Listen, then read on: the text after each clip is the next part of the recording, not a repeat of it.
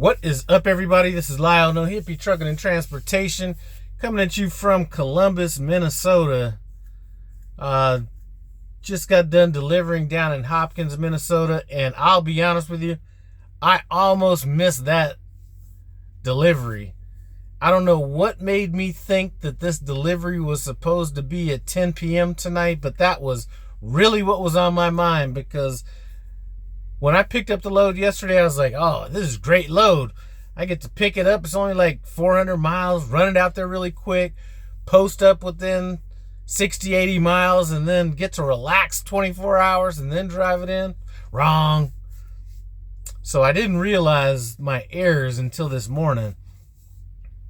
And I woke up and I was like, well, you know what? Since I'm up and the weather's supposed to be getting worse, because it had already started snowing and it was, I couldn't tell because I wasn't out there, but from what they were saying, winter storm advisory, all this stuff, I'm like, you know what? Let me do this on my terms. Let me get out here, run about another 60 miles, put me within 20 miles delivery, shut down, do a 10, and then deliver the load. Something told me to look at the load again. So I looked at the load and I was like, man, this shit ain't 10 p.m. This shit is 10 a.m. So at this point, it's like 6:15, something like that in the morning. So I'm like, well, might as well get out here now. So roads were bad. Didn't see any issues with trucks or anything like that, but there were a couple four-wheelers, as you truck drivers call them, off in the medians and ditches and stuff like that. But weather wasn't all that good, and I really wasn't happy to have my so-called chilling session broke up. So I got out to the receiver. The weather was kind of bad, but not enough to really keep you from driving. But I just sent a message to my fleet manager and said, when I'm done with this delivery, I'm just gonna wait this weather out till tomorrow, champ. No reason to get out there running. Not that I'm worried about myself, but some of these people are driving way too crazy for the conditions. More cars than trucks, but some trucks were out there. Almost saw one get into it. He was in the right lane, wanted to come around and pass. I was behind a car that was going probably about 55, so I'm chilling. Guess I wasn't fast enough for old boy behind me, but he comes around to the left and starts hammering it down. There was a plow in the left-hand lane that was about to make a left-hand turn in like one of them little cutouts to go around to the other side of the highway.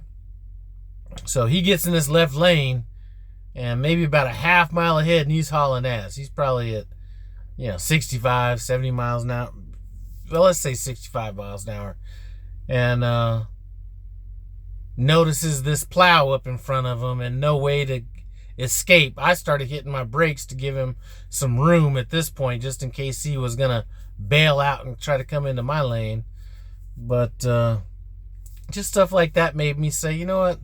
We'll pick this up tomorrow. Plus, I can get back into this relaxation that I thought I was going to have today.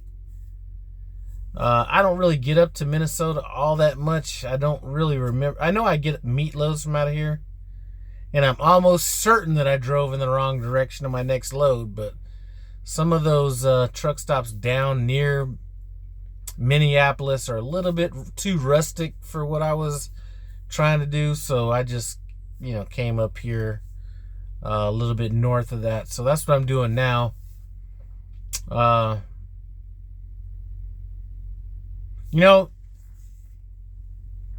Just wanted to mention this, and I'm mentioning this because I was in this situation earlier today, and even my trainer didn't know it, and I know that some new drivers don't know it, maybe some old drivers. But when I parked at this Casey's last night, I was trying to back as deep as I could in the spot, to kind of negate anybody backing into me, hitting my shit, stuff like that. but I was back down in angle. So when I tried to leave this morning with the ice and stuff like that, I wasn't getting traction. Keep in mind that you have that axle lock in your truck, whether it's a Freightliner, Peterbilt, whatever. I've used it on numerous occasions. I've used it here to get out, or this morning to get out of that spot. I've used it in Indiana when, if you've ever been at that big service plaza that has the additional truck parking off to the right, you have to go up an incline to get into that. I've had to use that to get up into there, and I've actually used it one time. I'm not a proponent of trying to drive all on 80 in the wintertime, but I used that to get up, I forget what hill it was out there, but I used that to get up one of those hills out there. So remember that you have that on your truck.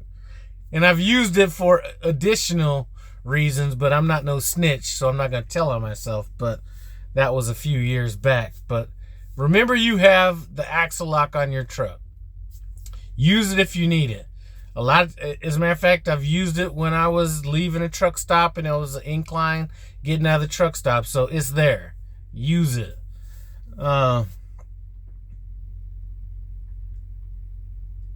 That's about it. Just popping in for a quick, pop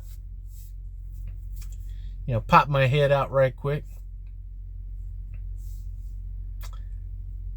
If you're ever in Minneapolis, this is a brand new Loves out here. Maybe it's within a year old.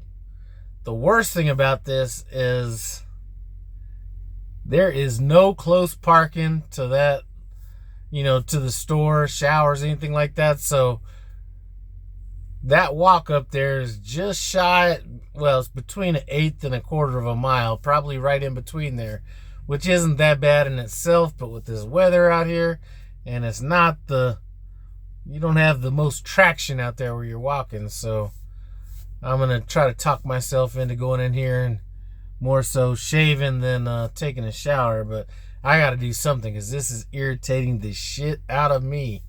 Anyway, enough about that.